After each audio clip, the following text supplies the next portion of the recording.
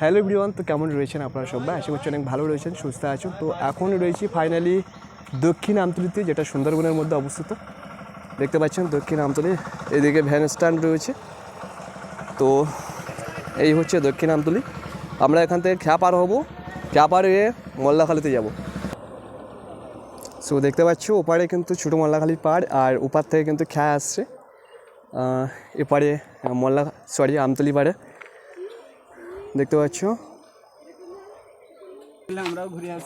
So প্রচণ্ড রৌদ্র, প্রচণ্ড গরম রয়েছে। আর সামনে কিন্তু দেখতে পাচ্ছ নদী রয়েছে, নদীর জল রয়েছে। তো আমরা কিন্তু খ্যায় উঠবো এবার। কি সুন্দর যাচ্ছে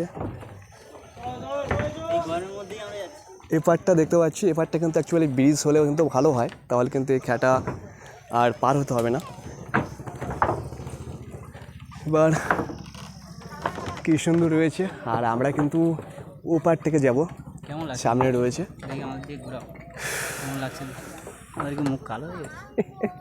প্রচণ্ড রোদই বলছে, মুখ কালো হয়ে গেছে। আর যাই হোক, এই ওয়েদারটা কিন্তু এখন প্রচণ্ড গরম দিচ্ছে। আর গরমের মধ্যে হাওয়া কেমন দিচ্ছে ভাই? হালকা তো হাওয়া একদমই। দেখো আমরা আছি নদীর সাইডে থেকেও কোনো শান্তি নেই। দেখো গাছের পাতা একটা নড়ে না, মানে বুঝতে পারছো প্রচণ্ড রোদ। এইখানে দেখো না, গাছের পাতা একটু পর্যন্ত নড়ে। এই তো উপরে গাছ আছে। তো দেখতে পাচ্ছ খ্যায় কিন্তু একে একে মানুষজন উঠছে। আর আমরা কিন্তু আপাতত ছোটো মোল্লাখালী যাবো। তো দেখা যাক কখন ছাড়ে খ্যা। তো এই জায়গাটা একটা ব্রিজ হলে আর কিন্তু মানুষের যাতায়াতের কোনো অসুবিধা হবে না অবশ্যই।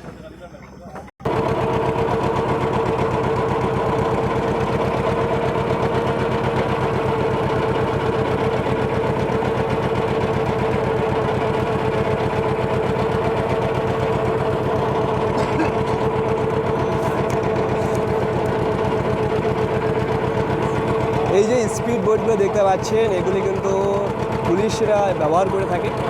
তো ওয়েস্ট বেঙ্গল পুলিশরা কিন্তু ব্যবহার করে থাকে। আর বাংলাদেশ বর্ডারের কাছাকাছি কিন্তু ডিউটি করতে যায়, যখন যে কোনো মুহূর্তে দেখা যাচ্ছে ট্রলার বা অন্যান্য কিছু আমাদের ইন্ডিয়ার সীমার মধ্যে ঢুকে যায়, তখন কিন্তু এই সমস্ত এই যে স্পিড বোটগুলো রয়েছে এর মাধ্যমে কিন্তু ধরা হয়ে থাকে।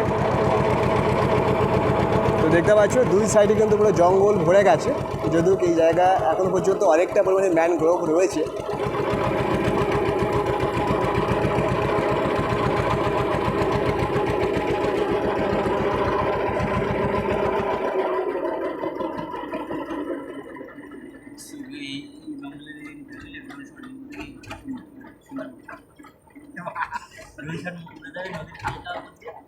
সুন্দরবনের জঙ্গল মরিচ। তো আমরা ছোটো মোল্লাখালী খাঘাটে নেমে গেছি, দেখতে পাচ্ছি যেটি। তো সাধারণ মানুষ যারা রয়েছে খ্যাত থেকে নেমে কিন্তু যাতায়াত করে যাচ্ছে। আর আমরা কিন্তু যাচ্ছি। আর এই একটা বড় ট্রলার দেখতে পাচ্ছি সামনে, যে ট্রলারটা দেখতে পাচ্ছি এটা মনে হচ্ছে খুব সম্ভব বাংলাদেশ। তো না, এই ট্রলারটা কোথাকার? তো এই যে ট্রলারটা দেখতে পাচ্ছেন মাছ ধরার ট্রলার, কৃষ্ণনন্দী, এটা বাংলাদেশের। তো দেখতে পাচ্ছি বাংলাদেশের ট্রলার আমাদের ইন্ডিয়ার মধ্যে কেন ঢুকে বুঝতে পারি না। বারে বারে বাংলাদেশিদের বলি যে তোমরা আমাদের ইন্ডিয়াতে কেন আসো, বা ইন্ডিয়াতে এসে কেন বারবার ডিস্টার্ব করো, কই আমাদের ভারতীয় নাগরিক তো তোমাদের দেশে যায় না।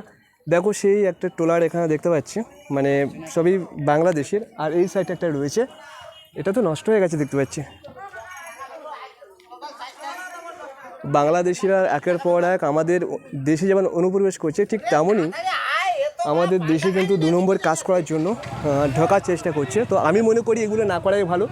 অনেক ক্ষেত্রে বাংলাদেশিদেরকে বললে, বাংলাদেশি বন্ধুদেরকে বললে ওরা রাগ করে, কিন্তু রাগ করলে তো হবে না। দেখুন আটকে রেখে দিয়েছে এই ট্রলারটা। একটা জিনিস কী বলো তো, হ্যাঁ, একটা জিনিস হলো বাংলাদেশিরা যাই করুক আর না করুক, কিছু করুক আর না করুক, এইখানে এই যে ট্রলারগুলো কাজগুলো দেখো, কাজ ডিজাইনের। তো বাংলাদেশিরা যে কাজগুলো করছে, মানে হাতের কাজ, এই কাঠের উপর দেখতে পাচ্ছ এই ডিজাইনগুলো কিন্তু খুব সুন্দর লাগছে। অ্যাকচুয়ালি ওরা ওই বাংলাদেশিরা ওই সমস্ত কাজগুলো ভালো পারে, ঠিক আছে, ওদের ভিতরে এইটা দক্ষতা ভালো, এইটা দক্ষতা রয়েছে।